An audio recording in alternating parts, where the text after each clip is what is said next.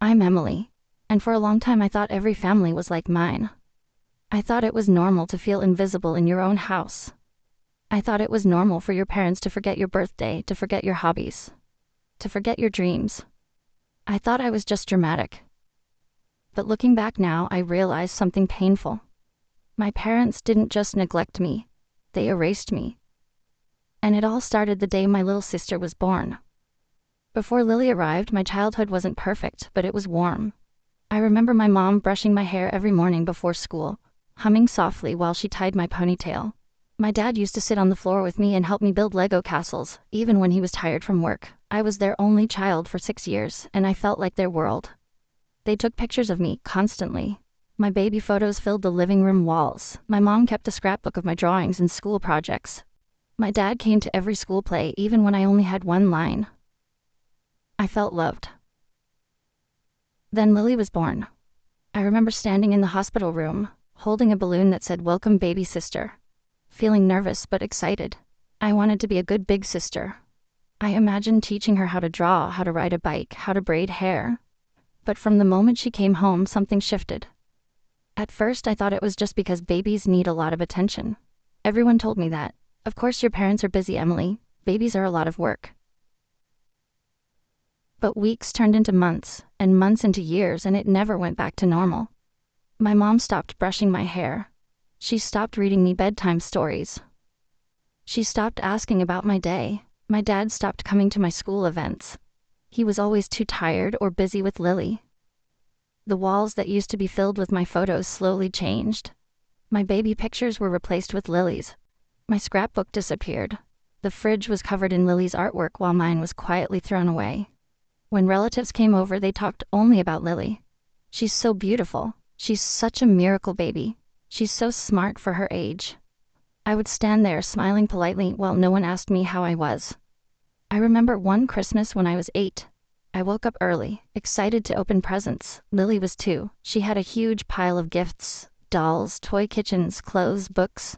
I had 3 small boxes: socks, a notebook, and a cheap toy. I tried to hide my disappointment, but my mom noticed. She sighed and said, "Emily, don't be selfish. Lily is still little. She needs more." That word stuck with me, selfish. From that moment on, I learned that wanting attention was selfish. Wanting love was selfish. Wanting to be seen was selfish. So I stopped asking. By the time I was a teenager, I felt like a ghost in my own house. My parents barely looked at me when I walked into a room. They knew nothing about my friends, my interests, my fears. When I got straight A's, no one cared. When I won a school competition, no one showed up.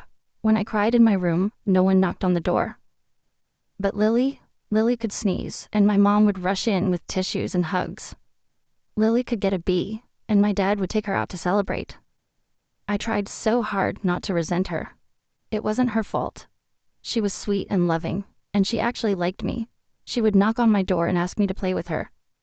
But sometimes I felt so jealous that it scared me. I wondered what was wrong with me. Why wasn't I enough? By the time I turned 18, I decided I needed to leave. I got a scholarship to a college in another state and moved out. My parents didn't cry. They didn't throw me a goodbye party. They didn't even help me pack. My mom hugged me awkwardly and said, "Call us sometimes." That was it. College was hard, but it was also freeing. For the first time, people saw me. Professors praised my work, friends invited me out, people listened when I spoke. I realized I wasn't invisible. My parents just chose to treat me that way. I kept minimal contact with them. A text on holidays, a short call on birthdays. Lily would sometimes message me and tell me she missed me. Then when I was 24, my mom called me out of nowhere. Her voice was shaky. "Emily, can you come home this weekend? We need to talk." I felt a strange mix of dread and curiosity. They had never asked for me like that before. So I went. When I walked into the house, everything looked the same, but also different. The walls were still covered in Lily's photos. There were barely any traces that I had ever lived there. Lily was in her room, listening to music, so it was just me and my parents in the living room. My mom was sitting on the couch, twisting her hands. My dad stood by the window, staring outside. "Sit down," my mom said. I sat. There was a long silence. Finally, my dad spoke. "There's something we should have told you a long time ago." My heart started pounding. My mom took a deep breath and looked at me with tears in her eyes. Emily, Lily isn't just your sister. I frowned. What do you mean? She swallowed hard. She's your daughter. The world stopped. I felt like someone had pulled the ground out from under me. What? My dad finally turned around. His face looked older, heavier. You were 13 when it happened, he said quietly. You don't remember because you were given medication and told you had appendicitis. But you were pregnant. I stared at them, my mind screaming that this was impossible. My mom started crying. You were assaulted at a summer camp. You came home confused, scared, and you didn't fully understand what had happened. We were terrified. We thought if people found out, your life would be ruined. So we made a decision. We decided to raise the baby as ours. My ears were ringing. So, Lily is... She's your biological daughter, my dad said. We adopted her legally. On paper, she's ours. I felt sick. Memories started flashing in my mind. Blurry, confusing memories of that summer, of feeling sick, of going to the hospital, of waking up sore and confused. They had lied to me. They had taken my child. They had erased me from my own story. And you thought the best way to handle this was to pretend I didn't exist, I whispered. My mom shook her head. We thought if we treated her like our miracle baby, no one would ever suspect, and we thought if we kept distance from you, it would be easier. For everyone. Easier? I laughed bitterly. You erased me. You took my baby and erased me. My dad looked ashamed. We thought we were protecting you, but we see now how wrong we were. I sat there in silence, my entire childhood replaying in my head with a new, horrifying context. They didn't just favor Lily, they were trying to hide the truth, and I was the secret they were afraid of. I stood up, my hands shaking. Does Lily know? My mom shook her head no. We thought we'd tell her when she was older, but she's already older, and we're scared. I looked down the hallway toward her room, my little sister. My daughter, the person I'd loved, envied, protected, and felt invisible next to. My entire identity shattered in that moment. I didn't scream. I didn't cry. I just walked out of the house and sat in my car, staring at the steering wheel for what felt like hours. My parents had stolen my choice. They had stolen my truth. They had stolen my motherhood. And then they punished me with neglect to hide their lie. That night, I couldn't sleep. I kept thinking about Lily, about how she would feel, about how I felt, about how everything I thought I knew was a lie. The next morning, I knocked on her door. She opened it, smiling. Em, you came home. I missed you. I looked at her face, my face. The same eyes, the same smile, the same laugh. My heart broke. We sat on her bed, and I told her everything. She cried. She screamed. She hugged me. She called me Mom by accident once, and we both burst into tears. Our parents watched from the doorway, finally realizing the damage they had done. I don't know what our relationship will look like in the future. I don't know if I'll ever fully forgive them. But one thing is clear. They didn't just pretend I didn't exist. They erased me to hide their biggest secret. And now, I'm finally reclaiming my existence. For a long time after that weekend, I felt like I was living in someone else's body. I went back to my apartment, back to my job, back to my normal life, but everything felt unreal. I kept replaying my parents' words in my head. You were pregnant. She's your biological daughter. We thought we were protecting you. Protecting me. That phrase made me feel physically sick. They hadn't protected me. They had protected themselves.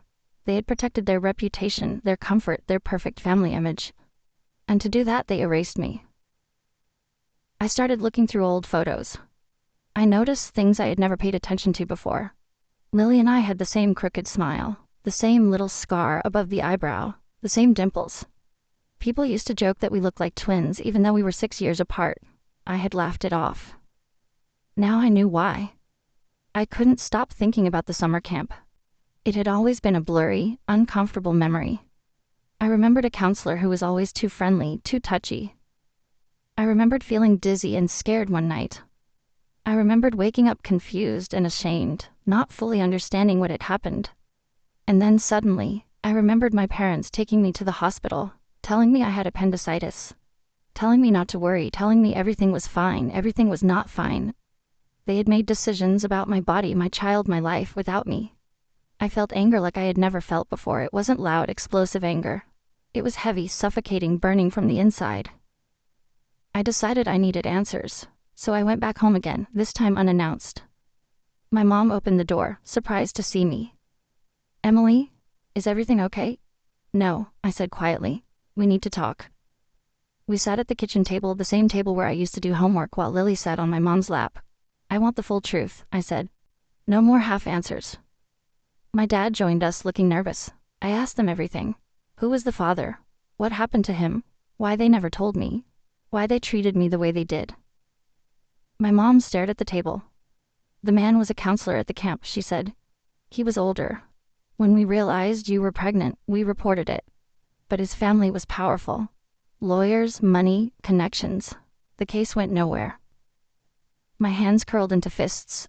"And you thought the solution was to take my child and pretend I didn't exist?" My dad rubbed his face. "We were scared. We thought people would blame you. We thought your future would be ruined. And we thought raising Lily ourselves was the best way to give her a normal life." "A normal life built on a lie," I whispered. My mom started crying. "We didn't know how to face you.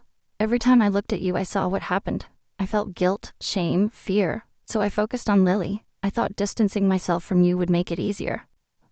"So you abandoned me emotionally," I said. She nodded. "I'm so sorry." Sorry, that word felt so small compared to what they had done. I left again, but this time with a plan.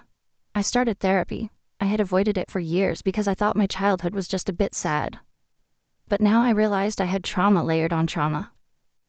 My therapist helped me unpack everything: the assault, the pregnancy, the lie, the neglect. She told me something that changed everything. You were not invisible. You were deliberately erased, and now you get to choose how visible you want to be. That sentence stayed with me. I decided I wanted to be visible. I started sharing my story anonymously online. I wrote about being ignored by my parents after my sister was born. I wrote about the truth I discovered. I didn't expect anyone to read it.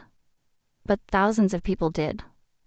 Messages poured in from women who had similar stories. Some had been adopted without knowing. Some had siblings who were actually their children. Some had parents who favored one child so deeply that the other felt erased. I realized I wasn't alone. Millie and I started talking every day. Our relationship changed completely. She started asking me questions about pregnancy, about birth, about genetics, about everything. She told me she felt betrayed by our parents. "They lied to me my whole life," she said. "They lied to you. They stole us from each other." She started calling me Em again, but sometimes she would slip and say Mom. It was confusing and beautiful and painful at the same time. One day she asked me something that shattered me. "Do you regret me?" I hugged her so tightly she laughed. "Never," I said. "You are the only good thing that came out of that situation. I just wish I had been given the choice to be your mother from the beginning." My parents tried to rebuild a relationship with me. They invited me to dinners, asked about my job, tried to act like nothing was broken. But everything was broken. I confronted them again. "You don't get to pretend anymore," I said. "You spent my childhood pretending I wasn't there. Now you don't get to pretend we're fine." They finally started therapy too. My mom admitted she had postpartum depression after Lily was born and never dealt with it.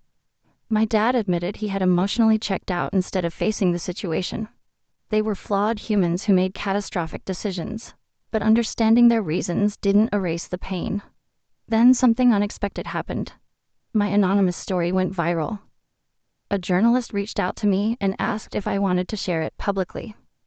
At first, I refused. I was terrified of being exposed, of my family being judged, of Lily being hurt. But then I thought about the girl I had been, the invisible girl in her own house.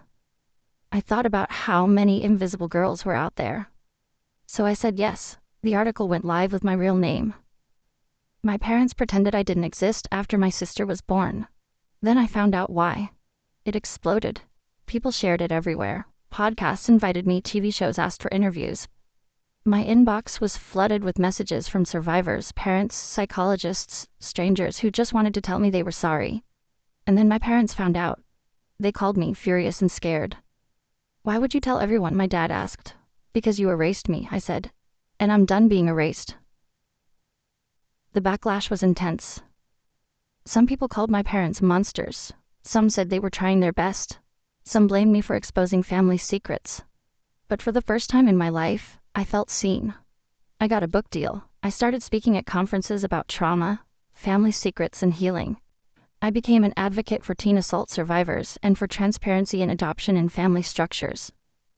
I built a life that had nothing to do with being invisible. Lily came to one of my talks once. She sat in the front row crying. Afterward, she hugged me and whispered, "I'm proud of you." That meant more to me than anything.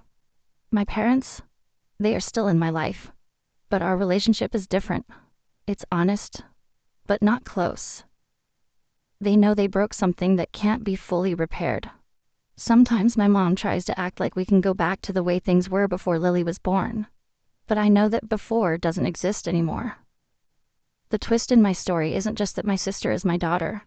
It's that my parents didn't just neglect me because they loved her more. They neglected me because I reminded them of a truth they didn't want to face. I was living proof of their failure, so they erased me instead of dealing with their guilt. Now I'm no one's secret. I'm not invisible. I'm not the forgotten child. I'm not the girl they erased. I'm the woman who took back her story. And Lily? She's not just my sister. She's my daughter, my friend, and the person who helped me finally exist.